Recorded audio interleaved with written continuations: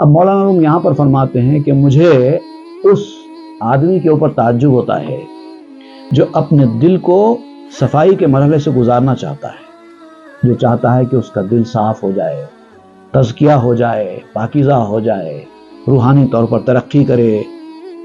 یہ چاہتا ہے آدمی کہ میں بھی روحانی طور پر ترقی کروں، بلند مقامات حاصل کروں، درجے حاصل کروں، یہ کروں، دل کو صاف کروں، نفس کو پاک کروں، یہ سارے منصوبے ہوتے ہیں۔ لیکن جب سیقل کا وقت آتا ہے، جب تربیت کا وقت آتا ہے، تکلیف سے بھاگ جاتا ہے۔ صرف ایک دعویٰ ہے تمہارا کہنا کہ مجھے عشق ہے، مجھے محبت ہے، یہ صرف دعویٰ ہے، لیکن تکلیف برداشت کرنا اس دعوے کی گواہی ہے۔